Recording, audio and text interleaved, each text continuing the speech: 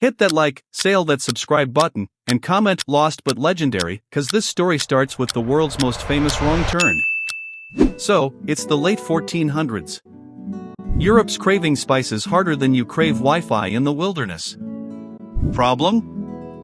The land route to Asia is blocked by the Ottoman Empire. Sailing east around Africa? Too long, too expensive. Enter Christopher Columbus, an Italian sailor with a bold plan: sail west to get to East Asia. Bold? Yes. Accurate? Not even close. Spoiler, there's a whole continent in the way. But hey, why let geography get in the way of greatness?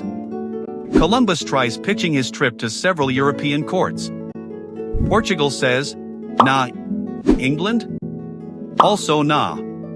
But Spain, specifically Queen Isabella and King Ferdinand, finally say yes after winning the Reconquista and needing a PR boost.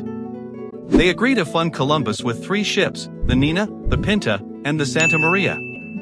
Columbus promises gold, spices, and maybe a few Christian converts. What could go wrong? On August 3, 1492, Columbus and his crew set sail from Spain. By October 12, they sight land. Columbus thinks he made it to the Indies. In reality, he landed in the Bahamas, possibly on an island called Guanahani. But does he call it that? Nah. He renames it, claims it for Spain, and declares the indigenous people there are super friendly and ripe for conversion, and, colonization. He meets the Taino people, who were peaceful and resourceful and had no idea what was about to hit them.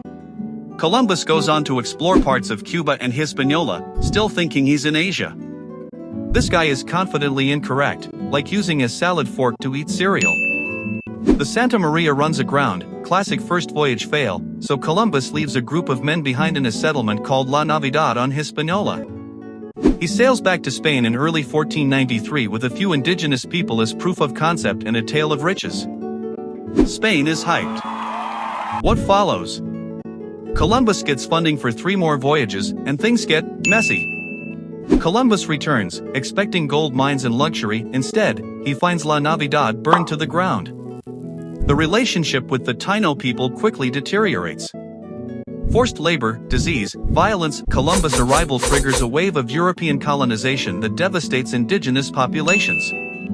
By the end of the 1500s, over 90% of the native Caribbean population is wiped out. Not exactly the glorious trade mission everyone imagined. Meanwhile, the Spanish crown realizes, hey, this isn't Asia. This is a whole new world. Today, Columbus is a complicated figure. Some call him a brave explorer, others, a symbol of conquest and colonialism. He didn't discover a new world, millions of indigenous people already lived here. But he did open the door to an age of exploration, empire building, and global connection that reshaped the planet. Kind of like the guy who invented email, then spam. Columbus didn't find India. He found the Americas by accident.